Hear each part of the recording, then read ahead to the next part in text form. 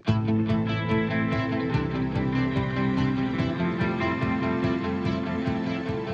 Coming up next on Arizona Horizon, businesses begin the retail race to Christmas, and AI is playing a big role.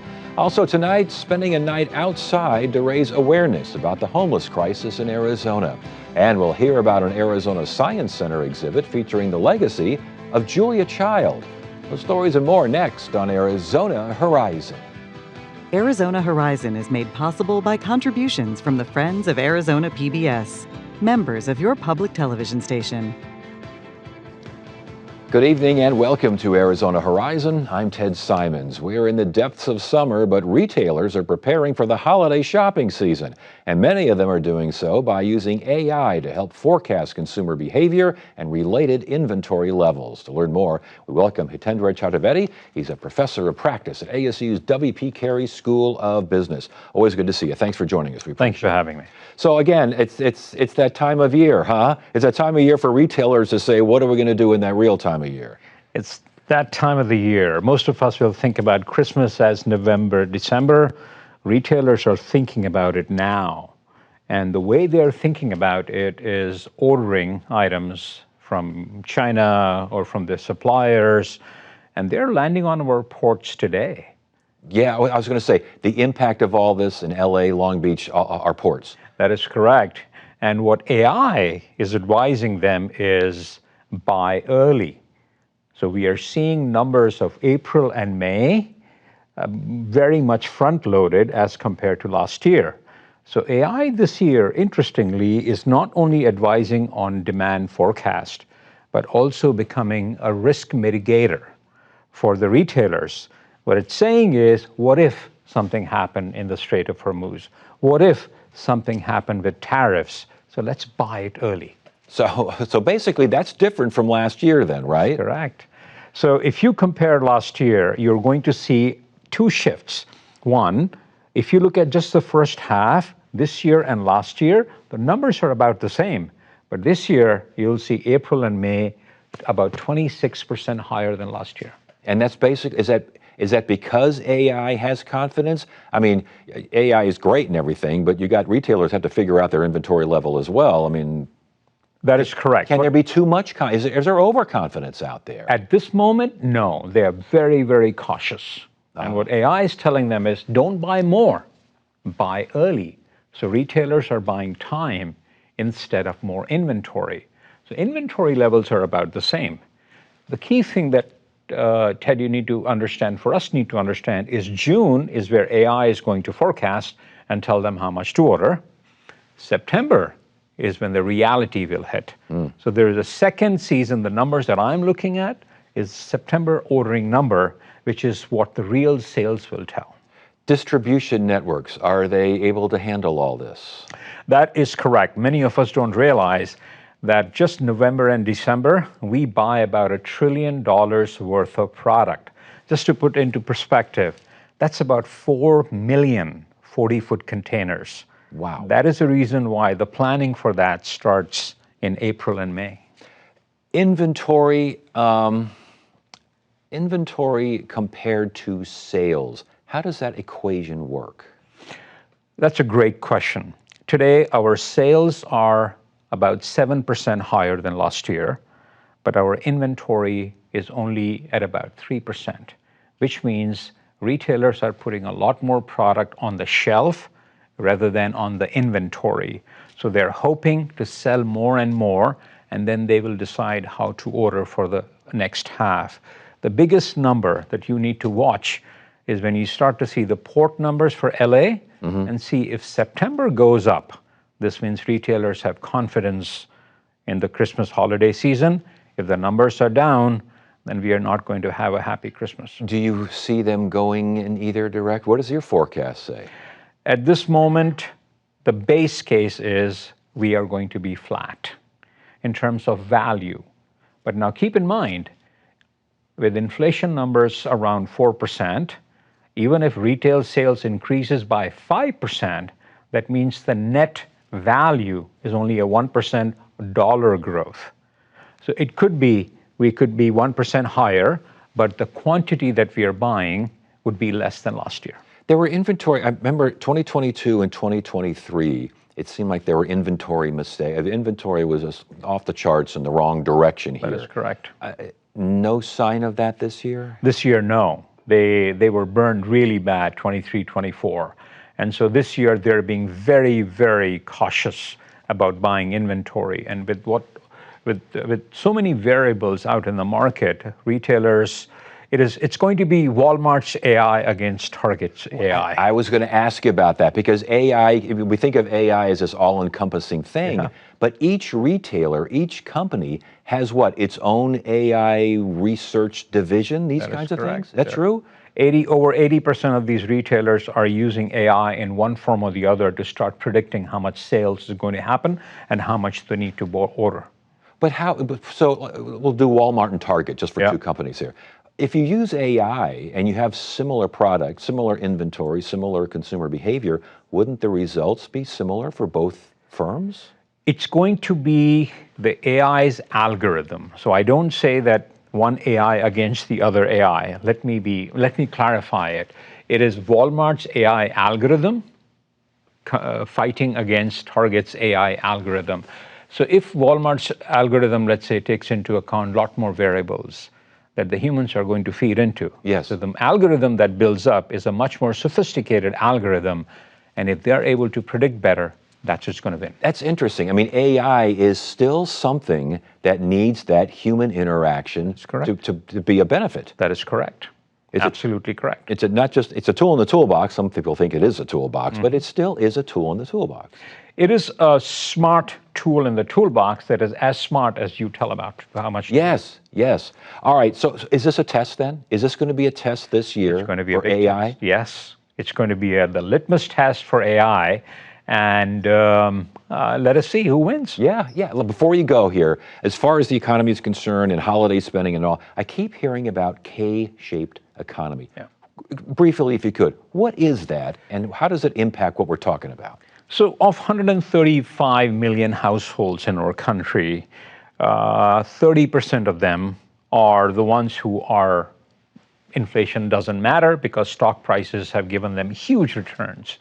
And they are the ones who are driving 50% of our retail sales today. The bottom K, that is paycheck to paycheck. Today, our credit card debt is $1.25 trillion, and delinquency rates are higher in the last 15 years. So these are the ones who are using credit card and buy now, pay later.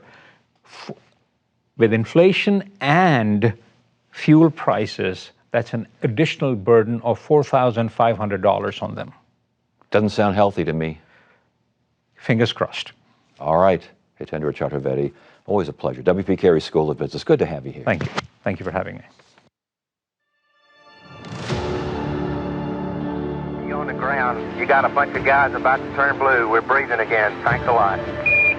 We mean to be a part of it. We mean to lead it.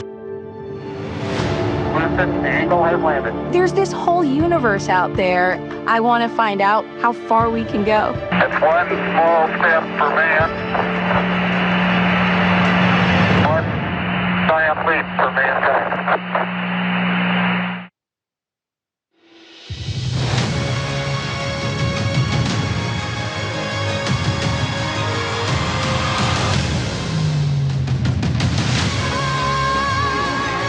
When this showed up, I was so excited. Oh, it's like opening a present. Please turn the page.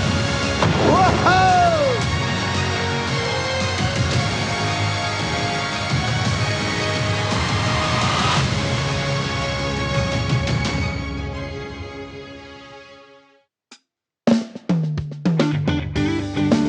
Arizona PBS wants to wish a very happy birthday to our Arizona PBS Kids Club members that are having a birthday. Thanks so much for being a part of the Arizona PBS Kids Club. And if you'd like to see your name here during your birthday month, get a grown-up's help to visit azpbs.org/family to learn about our Arizona PBS family membership. So happy birthday from all of us at Arizona PBS.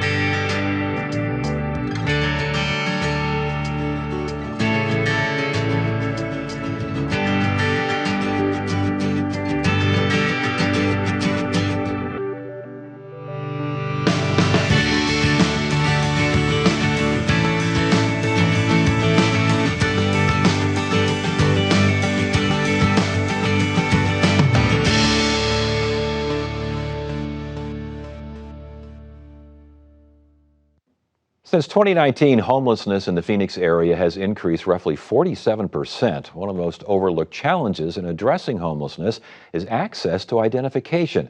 That's the focus of the second annual Sleep Out, which looks to raise awareness of this and other issues affecting the unsheltered. Joining us now is Megan Loden. She's Development Director of the Homeless ID Project, and Carrie Masters, CEO of St. Joseph the Worker. Good to have you both here. Thank you so much. Likewise. Thank you. Megan, I'm going to start with you. The Homeless ID Project, second annual Sleep Out. How exactly does this work?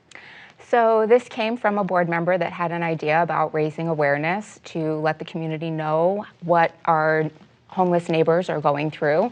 And so we decided that we were going to have as many community partners, nonprofit partners, join us to spend the night outside, not to replicate homelessness, but to raise awareness about it and get some decision makers in the same place at the same time to have some thoughtful, reflective conversations about what we're all doing and how we can do it better. And so this is the second year, and we're actually going to have a kickoff reception this year, which is an exciting addition. Yeah, I want to talk about that in a second here. With St. Joseph the Worker, how did you get involved? Yeah, so I sit on Homeless ID's board of directors, first and foremost, but they're a partner of ours. One of the biggest barriers to being work ready is lack of two forms of ID. So we refer hundreds of individuals that we serve to Homeless ID to provide that first step. And talk about, again, that process of establishing ID for folks who it might be a little bit of an investigative process. Yeah, I think probably Megan can talk a little bit more about that. I know from my lens, we make sure they have transportation and the connection to get to Homeless ID Project. I know within their organization, they do magic for our community. So Megan, I'll let you kind of share the fun steps you take. Give it a shot. I don't take. The team at the office takes, because they do the real stuff, and they are literal magicians. They go and get birth certificates from all 50 states and occasionally from citizens born abroad. And then they can go on to get an ID. Now, if they've already had an Arizona ID, it's a lot simpler. They just go into our office and get an ID. We have a virtual MVD unit, so they walk out with that same paper you get at the MVD today. The impact of ID on just something as simple as getting help, getting services. Yes, yes. It's needed for the food banks. It's needed for a lot of medical care, housing, workforce development training, a lot of these programs that our residents rely on in order to get themselves back to a place of stability absolutely depend on getting an ID first. Yeah, getting an ID obviously important as far as St. Joseph the Worker is concerned as well. Absolutely, yeah. We have over 10,000 office visits a year. And to think that out of maybe 1,000 office visits a month, we probably have about 200 individuals coming in without that. So they play a key role in getting our clients ready for that big step in employment. Yeah, and again, as you mentioned, stable healthcare, housing, services, the whole 9 yards. How many folks out there don't have ID, or not the kind of ID that works? Right, that's the thing, right? So there was a study done many years ago that said there was 11% of the population, adult population, didn't have legally acceptable ID. It hasn't been replicated in many, many years, so we're not really using that, but as a basis. And for reference, we provided over 8,000 IDs last year and almost 3,500 birth certificates last year. Wow. So that's just in the state of Arizona. And again, this annual Sleep Out, the second annual Sleep Out, that's the focus. But talk to us about how, again, this process are y'all going to go camping out at a park? How's this work? Well, we're going to go and camp out at an undisclosed location because it's not a party, right? It is a reflective space for decision makers and collaborators to really talk about what we're doing together and how we could do it better and where we're succeeding and continue to build upon that next year and the year after. So it is going to be an undisclosed location, but we will be live streaming throughout the night on all of our social media platforms, Homeless ID Project, St. Joseph the Worker. We'll all be kind of sharing those links out through Facebook, Instagram, YouTube, all that fun stuff. Yeah. And as far, what do you want to see come out of this? What do you expect to come out of this? What do you want to see come out of it? I think, particularly with the Sleep Out, the rough part of the night is what I'll call it. For me, doing it last year, I'll tell you some key takeaways. One, I grew up homeless myself. I was homeless for 14 years here in the state of Arizona, growing up. So I've have lived experience, but I will tell you it is completely different when you are doing it as an adult. And I was not prepared for how that night transpired. So one of the beautiful things that came out of it for me was having decision makers in the community come together with no interruptions and just a thoughtful night while we're experiencing some of the discomfort and being able to collaborate on how we can do things better or differently. And then secondary to that, I made the mistake of not canceling my work day, and I went straight into meetings. I was extremely dehydrated. I was slightly delirious. I was highly emotional. And so just recognizing that our neighbors are experiencing that and they don't get to leave and go back to the comfort of air conditioning or a home was extremely eye-opening for me. I'm really thrilled about that part of this. And then the second piece is just the awareness in the community that nonprofits actually are collaborating and working together to try to make a dent in the problem that's happening in the community that we live in. Yeah, great information there. All right, the kind of what like a mixture. What's going on here at the cul-de-sac in Tempe off Apache, correct? Yes, correct. Yeah, they were very gracious. They are sponsoring it by giving us the event space for free, which is amazing. And it's just going to be a kickoff reception. We're going to have different community partners. We're inviting, board members, city officials from both Phoenix and Tempe, just to really raise awareness and recognize places like Cul-de-sac, companies like Cul-de-sac and Valley Metro that is offering sponsorship in the form of transportation from one location to the next. Where to learn more about this? You can go to homelessidproject.org and go to Sleep Out 2026. It's under our events page, or follow us on any of our social medias. It's on both of our social accounts all the time. All right, Megan Loda and Carrie Masters, good to have you both here. Thank you so much. Thank you. Thank you.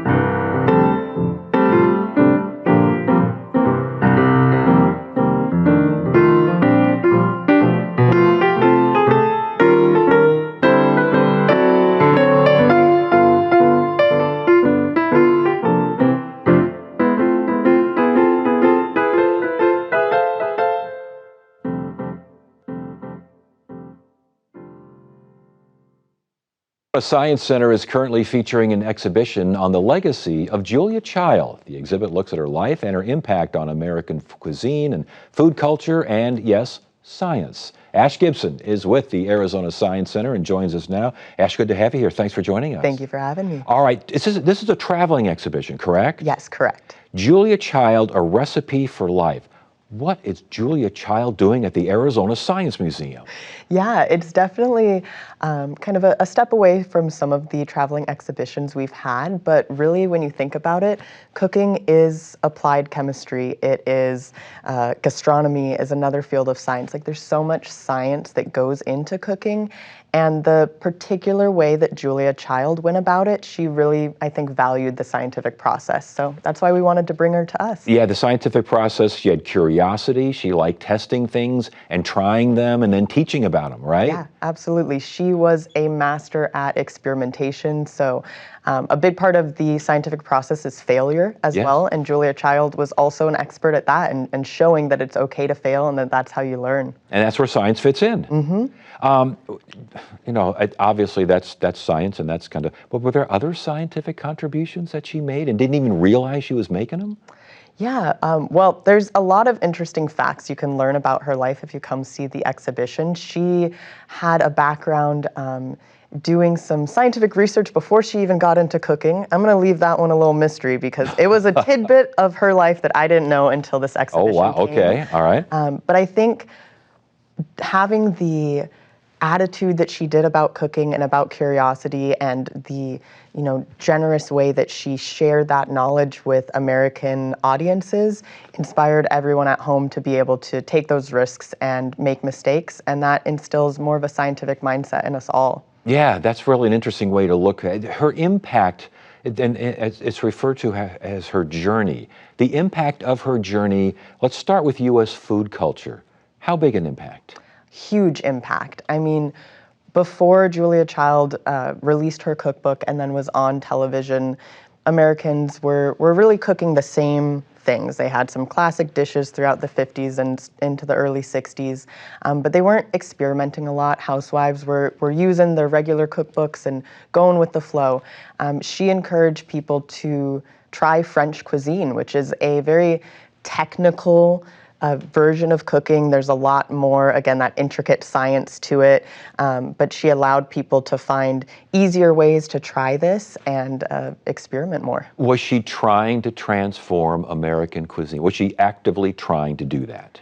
I think, honestly, from the research I've done on her and experiencing the exhibition, I feel like her main goal was just to share her passion. Yeah. She loved cooking and she wanted everyone to find their own passion with it. And sometimes when you just follow your passion, you end up changing people's minds. And we try to instill this at the Science Center overall, whether it's cooking or not. And she changed a lot of minds here. She did. Now, at the Science Center, the exhibit, there's they have her studio there. They do. A replica version of her studio, and we even have a vintage camera that displays the shot of the studio onto a screen so you can record your own version of the French chef and do your own cooking show while you're there. Wow. I always think of the Muppets when I think of that. I mean, I think I'm not the only one who thinks of No, anyway. Probably not. We don't have any puppets No. This is the Arizona Science Center. We're serious business here. Kitchen tools, some of her old kitchen tools on display as well? Yeah, some of her kitchen tools. We've got her recipe cards and handwritten notes on the walls, tons of photo opportunities and glimpses of her life, a lot of photos taken from her husband Paul as well that are on display. Oh, very cool. It sounds to me as though a lot of older folks going to look back and say, I remember this. A lot of not so older folks looking at this going, hey, this is cool. Maybe some kids as well. Yeah, we're hoping to really bring in all audiences with this. I mean, Arizona Science Center, we can cater to everyone. Science is for everyone, no matter your age, no matter your background. And Julia Child showed the same thing with cooking, so we hope to get our audience in there. Is that one of the prerequisites for an Arizona Science exhibit, especially a traveling exhibit? Got to get some cross-generational appeal going? That's what we're working on, yeah. That's our hope, for sure. So what do you want people to take from this exhibit? I think from this exhibition is really taking away that mindset, that curiosity mindset, and that Julia's talked a lot about failure, and if you are afraid of failure, you're not going to be a good cook. And I think the same thing goes for science. If you're afraid of failure, you're not going to be a good scientist. Yeah. We fail all the time. We fail on camera. We fail on stage, and that's how you learn. So I want everyone who comes in and sees this exhibition to look at whatever it is they want to try in their life and give it another shot. And again, I want to make clear here, can you actually cook stuff? We don't have any actual cooking supplies there. We do have some other experiments that don't involve food necessarily. And we also have some hands-on workshops, some after-hours workshop events where these are special events. You can engrave a cutting board or embroider an apron as like a memento of the Julia Child exhibition. So we're not doing any real cooking, but we do have some hands-on experiences you can look at. Very good. And the dates for this, how long does this run? Yeah, so it's open now, and we have it until September 20th, so right through the summer. And Arizona Science Center, we're open Tuesdays through Sundays, 10:30 a.m. to 4 p.m. You can come any of those times. Last question, early reaction so far? Oh, it has been fascinating to see. People are really, really engaged with it. All right, very good. Ash Gibson, Arizona Science Center. It's Julia Child, a recipe. I got to tell you, Julia Child at the Arizona Science Center. It's a brave new world out there. It is, it is. Thank you so much for joining us. Thank you so much, Ted. You bet. And that is it for now. I'm Ted Simons. Thank you so much for joining us. You have a great evening.